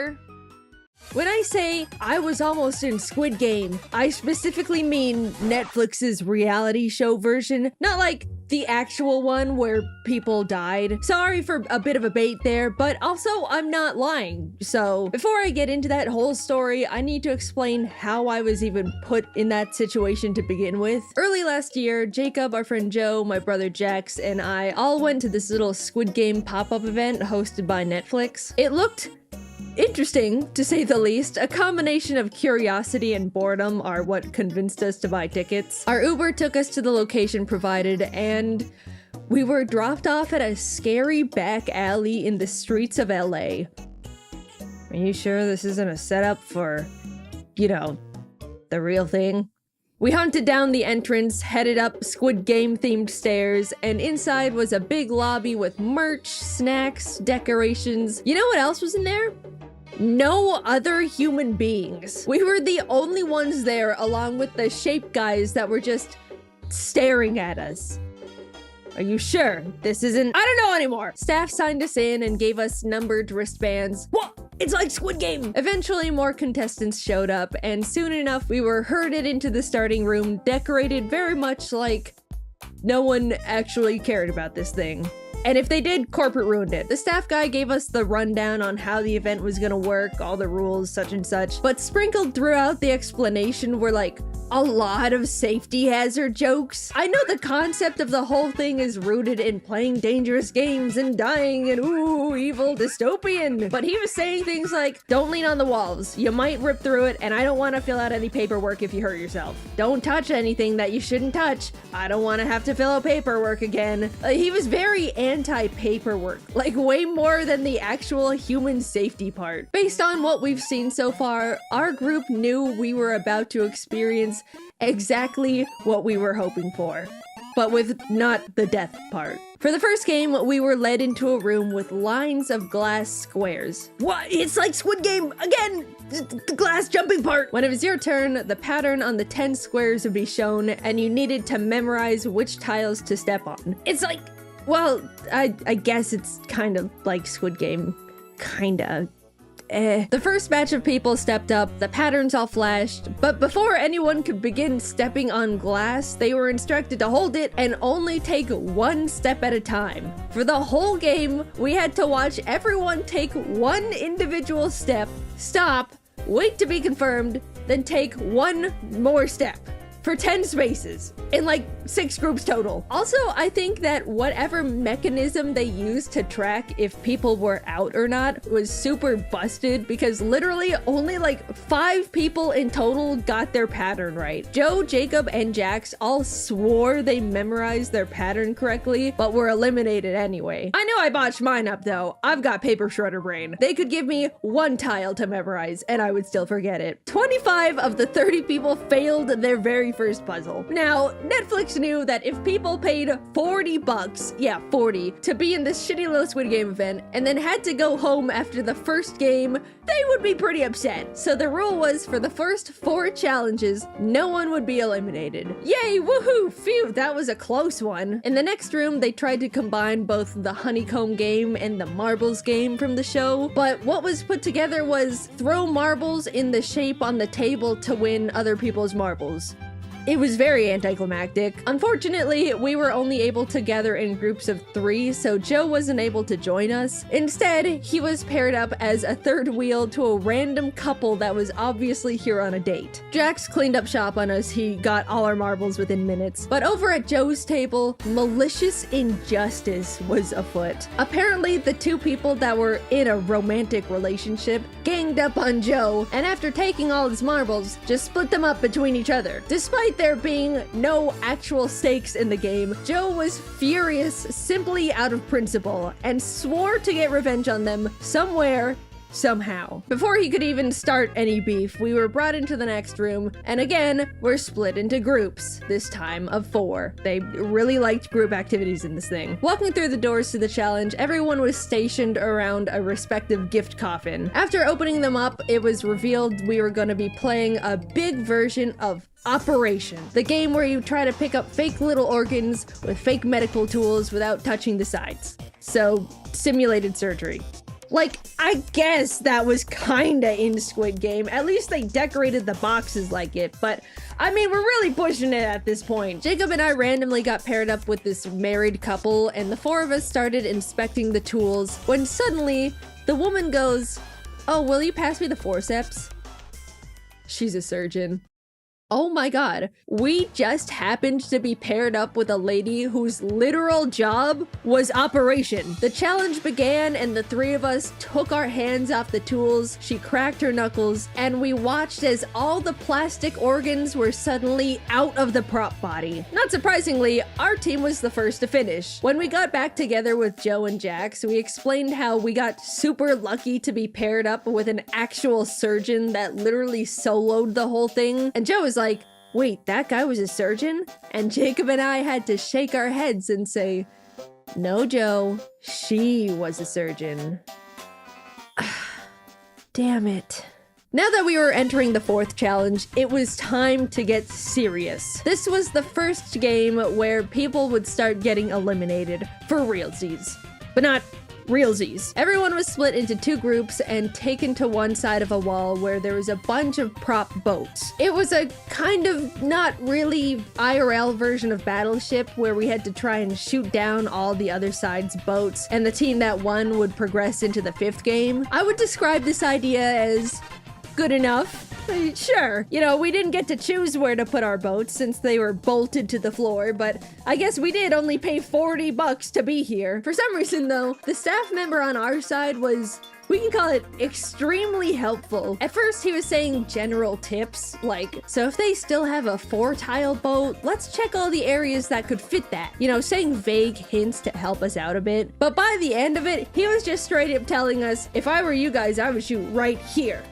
Like, this guy wanted us to win, and win fast, so either he had some kind of bet going on with the other staff members, or dude just had places to be. All the other team's boats were sunk, and the remaining 15 or so people were led into the semi-final game. It was obvious as soon as we saw her, we were finally playing the classic red light, green light. It was decorated like the show, the doll was there, but there were giant gift boxes scattered around the room to act as obstacles, because when you think about it, red light, green light isn't high stakes when staff can't actually shoot the contestants. Like, something had to be added to spice it up a bit. We gathered on the starting line, and the game started. As we were playing, I was thinking, how are they measuring if we're moving or not? You know, I doubt they recreated the entire motion tracking doll thing just for this pop-up that's getting torn down after a month. I figured the only thing they could be using to track motion is our wristband, so in between the green lights, I focused extra hard on making sure my wrist stayed as still as possible. In fact, I was focusing so hard on my wrist that I didn't even realize I was the first one to pass the finish line. Unfortunately, similarly to the janky glass memory game, it seemed like a lot of the wristbands were super wonky as well because a lot of people got pinged as eliminated no matter how still they were, including Jacob and Jax, which was a huge buzzkill. Either that or they were just built to be super sensitive and somehow my weak little carpal tunnel wrists decided to not shake for the first time in 5 years. I turned back to see just 3 people left. One of them being Joe. They all lunged forward, and as red light was called for the final time, I watched as Joe tripped and crashed into them, causing every person left to topple to the floor. Their wristbands deemed them eliminated. As Joe was walking past me to the dead area, I asked what happened, to which he said, "I got him." Joe had intentionally sacrificed himself to bump those people because they were the couple that ganged up on him during marbles. He had finally gotten his revenge. Was it petty? Yes. Did he probably ruin their date? Yes, but do I also not care and think that was the funniest shit ever? Absolutely, Joe is awesome. I was somehow the only one in our group moving on to the final round. Me and the other 4 winners of red light, green light were brought into Squid Game. And everyone else was there too, watching from behind a little rope. Jaiden, Squid Game is so rough and tough. How did you fare against the 4 other dudes that made it to the end? In real Squid Game, the guy got stabbed. Did you get stabbed? You're probably wondering. And oh dear viewer, no, I did not get stabbed. In fact, I didn't get hurt at all because Netflix didn't want to deal with paperwork. Instead, we played hold a fake egg on a spoon and attack each other until there's 1 egg standing, but attack in a way where there's no paperwork, which is fine with me because I doubt any of us actually knew how to play Squid Game anyway. The buzzer rang and everyone started shifting around in the shape. Since I, for some reason, have experience in high-stakes game tournaments, I deployed my signature strategy of don't bring attention to myself. I simply dodged and weaved between the guys swiping at each other's eggs. I can take someone on in a 1v1, but any number higher and I've gone well past my capabilities. Eventually, there were just 3 people left. The crowd started yelling, "Get the girl's still in!" And the 2 guys started walking towards me. But then my personal peanut gallery chimed in with, hey, they're ganging up on the girl! Boo, shame, boo. And that flustered them enough to back away again. Apparently, the power of teamwork and fear of misogyny can persevere through anything. Suddenly, an egg hit the floor. It was just me and non-woman-hating guy number 2. The exact 1v1 I was trying to create. We circled each other, both our spoon-holding arms stretched out as far as they could go. He swung at my egg a couple times and I managed to dodge, but I couldn't win this thing if I didn't go on the offense. Wait, what if I just... I won the silly little Netflix Squid Game pop-up. The front man came out and escorted me to the VIP area where he gave me a plastic animal mask, like in Squid Game. And we took awesome photos together, and I got an awesome t-shirt that said winner. And I didn't know it at the time, but as this was happening, the staff pretended to shoot all the losers with fake gun sounds. Unfortunately, I didn't get the 45.6 billion money prize like in the show. But along with the t-shirt, they did give me a special form to fill out that would give me priority application for Netflix's actual Squid Game reality show, Squid Game: The Challenge, Season 2. I looked at the form and thought, you know, we'll just see what happens. Filled it out and was able to bring my friends back to the VIP room with me because winning isn't fun unless you do it with your friends. That's what Squid Game taught me. There were a bunch of snacks and alcoholic beverages in the winner area, and I gotta say, the alcoholic squid drinks were probably the worst things I've ever tasted. It was astonishing how bad they were. Over a year later, and I can still imagine it. I don't even know what ingredient could do that to a drink. Anyway, after I submitted my form, I half expected to never hear anything about it ever again. But to my surprise, Netflix reached out to interview me about potentially being a contestant on the show. In fact, I was forwarded to the next round of interviews 3 times to completely break any potential rules of confidentiality. I was starting to think there might be a chance I could actually be on the show. But eventually, the interviews came to a stop, and I have come to the conclusion they have moved on to better qualifying people. Most likely because I will admit I was a bit too honest during the interviews. They basically all just looked like this. What kind of a role do you think you would play in Squid Game as a contestant? I'd probably just be a follower. I don't like taking charge at all. How hard would you fight to win Squid Game? Not that hard. Have you watched the first season of Squid Game: The Challenge? No. Well, I watched the first 20 minutes, but I turned it off because I thought it was really badly paced and boring. So that was that, and I'm okay with it. Or who knows, maybe they saw my very strange track record of winning game tournaments and got scared.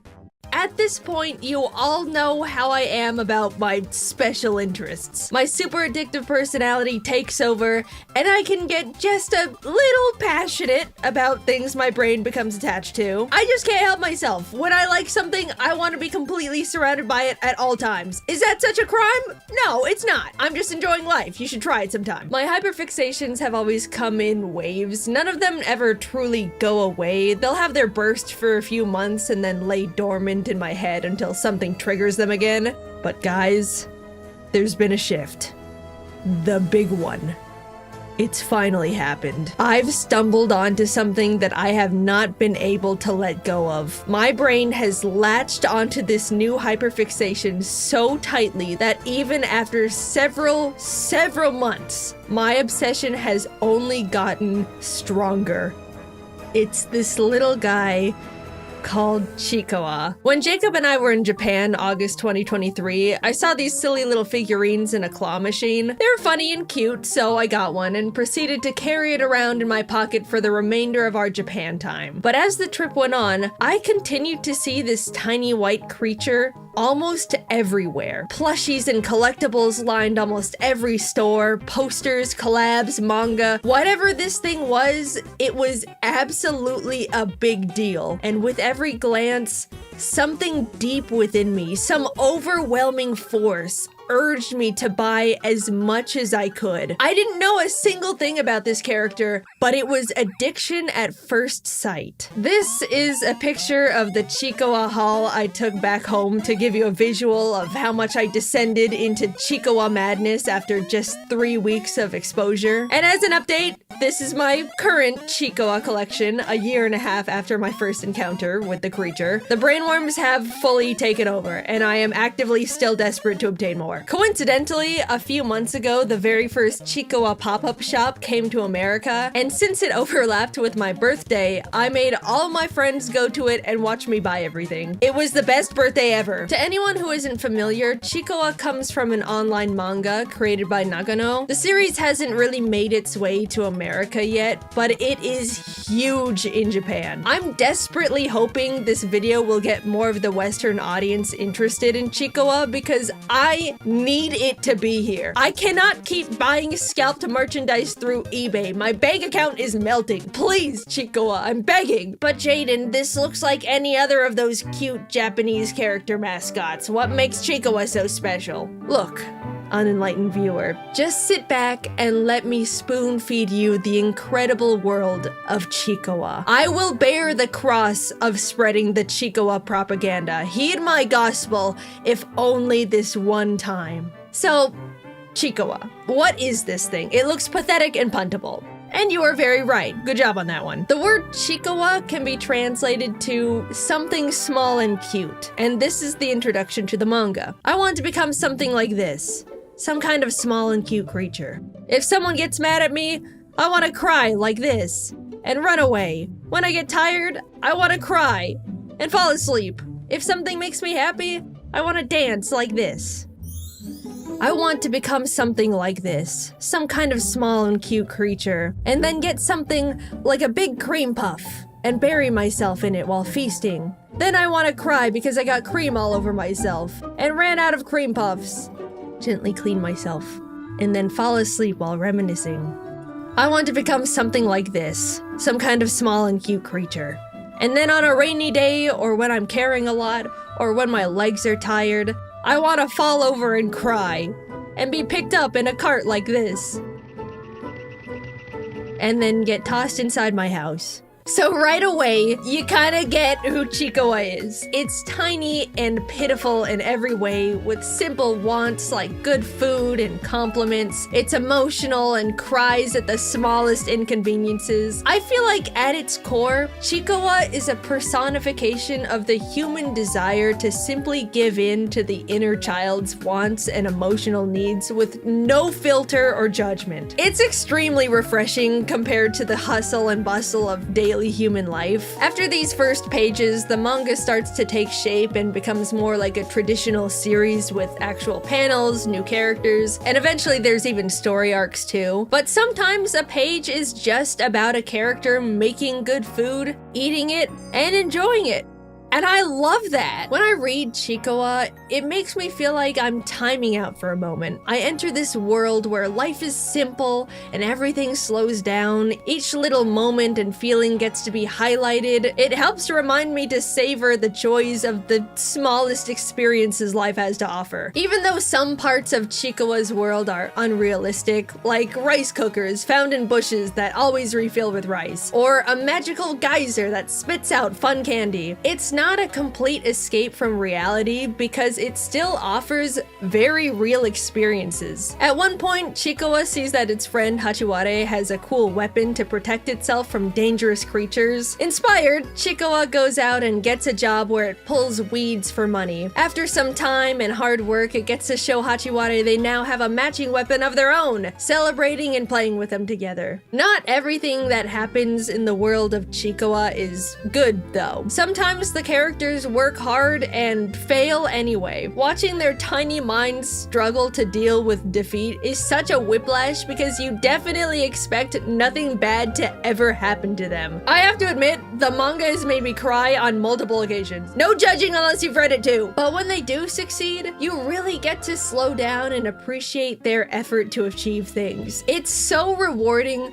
to watch them come out on top. You get to celebrate the characters' little achievements with them. I don't remember the last time I felt this happy even achieving something for myself. And here I am getting the warm fuzzies over a creature eating ramen with its best friend. I don't mean to make it seem deeper than it is, but Chikawa really makes me feel like I need to slow down and let myself feel more fulfilled by the smaller wins life has to offer. This manga is just so charming. Something about how Nagano draws these things makes me both extremely happy and also laugh really hard. This is one of my favorite pages in all of Chikawa. Hachiware and Chikawa are running with their container of sushi, excited to get home and eat it together, but Hachiware trips and falls, completely ruining the sushi inside. And the face Chikawa makes absolutely kills me. I use it to message my friends all the time. It's just such a specific portrayal of this tiny, pitiful creature's feelings. I cannot get over it. Hachiware then decides to mix the sushi together and they get to eat it as rice bowls. Happy ending. I'm trying to explain it, but you really just have to read it yourself. I love the art. I love the content. I love how I feel when I'm consuming it. I have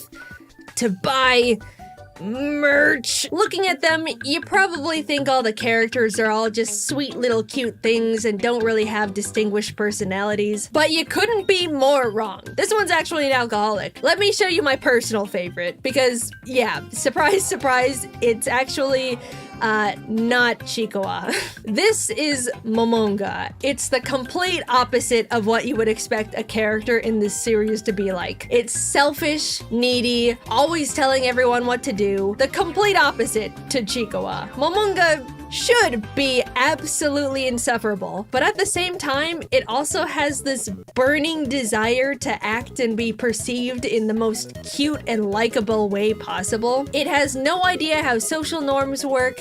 It is simply a conversational tornado, and I love it so much.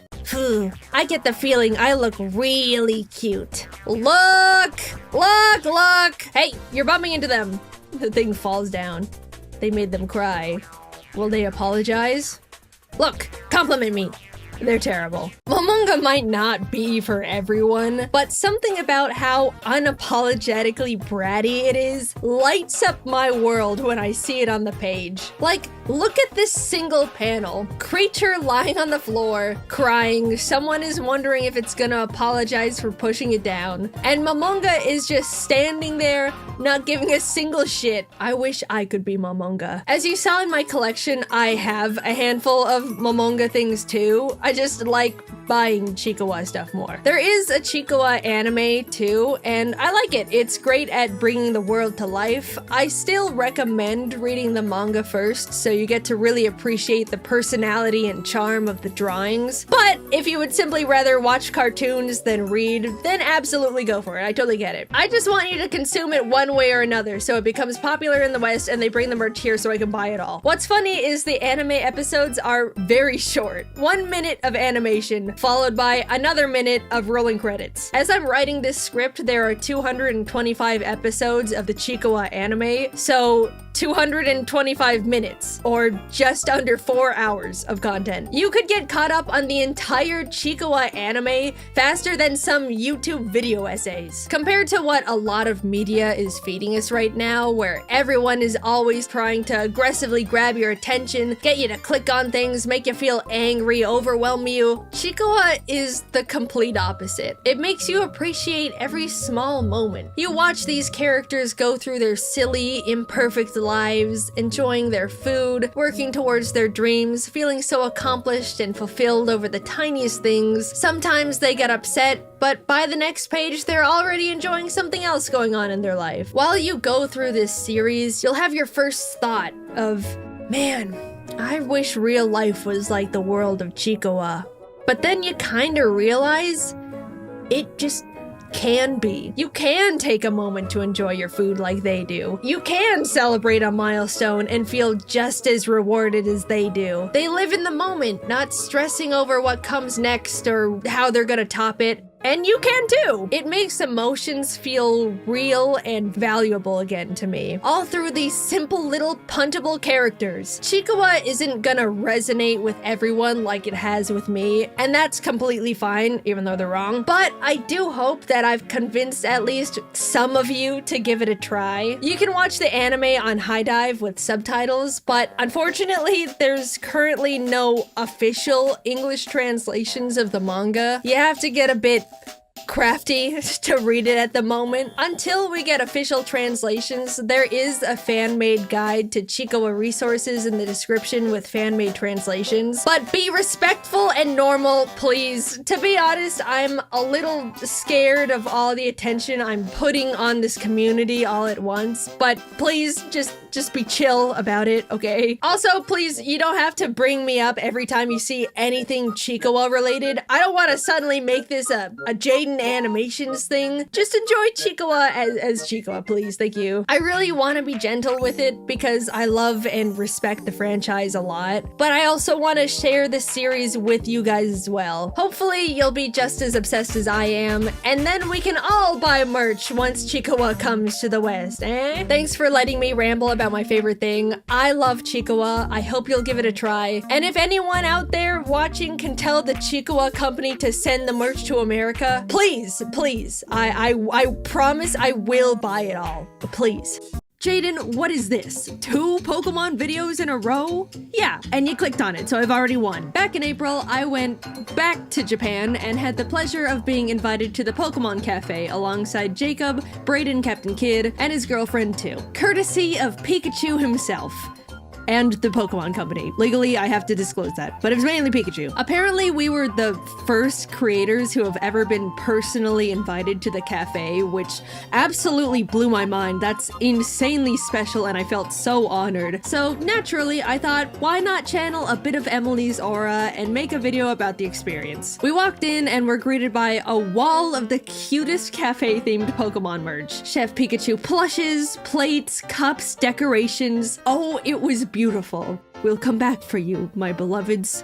Let us feast first. The staff brought us to our table, taught us how to order food from the little tablet, and our Pokemon experience began. We decided to start with the drinks first, and there were genuinely so many to choose from. Cute character soda floats, tea sets, flavored milks. How could you even decide? Basically, between the 4 of us, we ordered almost one of everything. I think visually, my favorites were the Paldea soda floats. Sprigatito was melon flavored, Fuecoco was apple, and Quaxley was Ramune soda.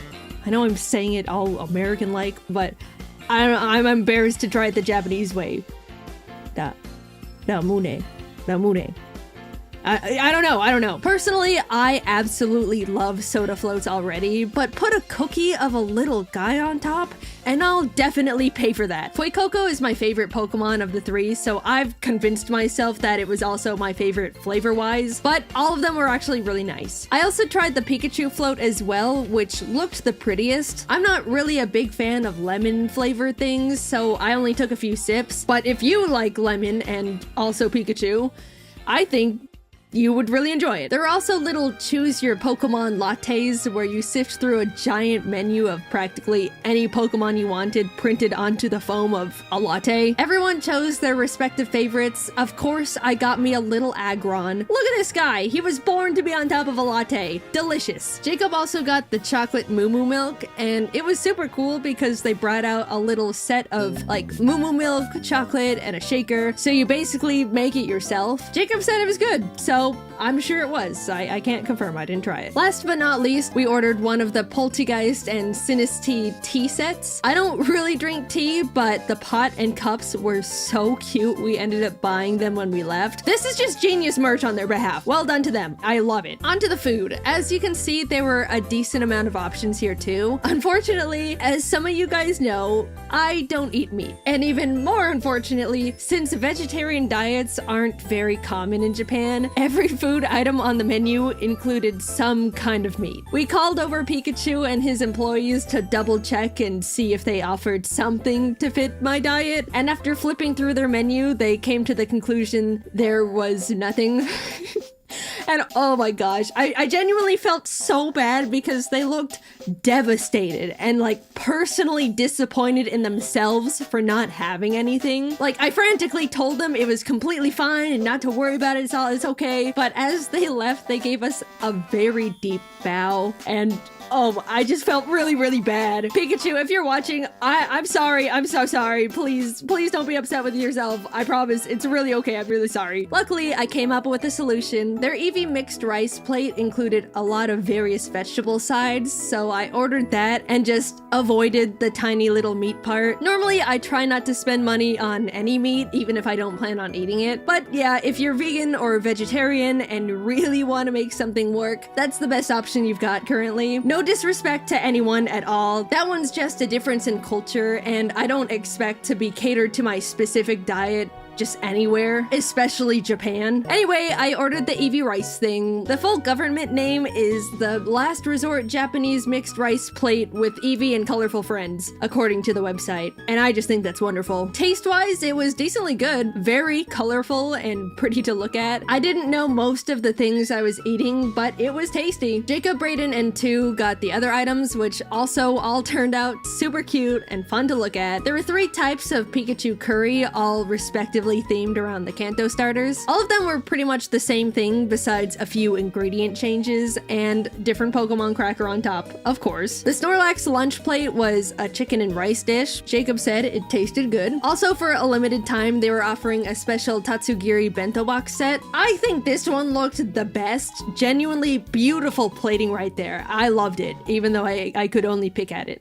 The general consensus in terms of overall taste of everything was that nothing was super crazy, out of this world, delicious gourmet, but nothing was like bad, you know? It was more about the experience and novelty of the cafe anyway, so no one really minded. We were simply enjoying being there with our cute plates and spoons. Finally, we wrapped up the meal with desserts. There was a cute Pikachu souffle pancake and a chocolate parfait. Naturally, like everything else, it was all simply art on a plate. I personally thought they both tasted really nice. Nothing was too sweet. We got to ooh and ah at them, and it was a perfect way to wrap up the meal. As a fun surprise during it, there was a portion where Chef Pikachu came out and did a cute little dance around the restaurant for the people eating. Most of the video is blurred for the privacy of the people there. But look at Pikachu, look at him go! He can't clap his hands to go along with the song, but that doesn't stop him from trying. Hi Pikachu, big fan! We wrapped everything up and of course grabbed pretty much all of the exclusive merch they were offering. How are we supposed to remember our experience forever and ever if we don't bring back all the plushes they have? Riddle me that! I wanted to extend a very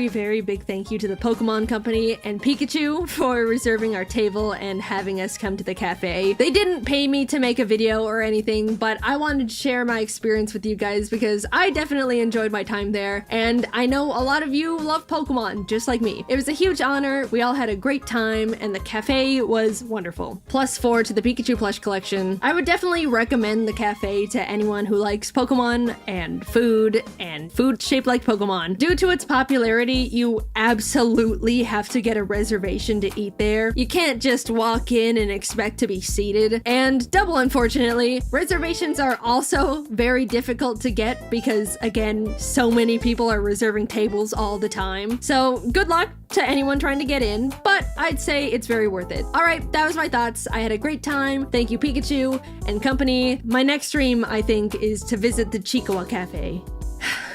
Maybe one day.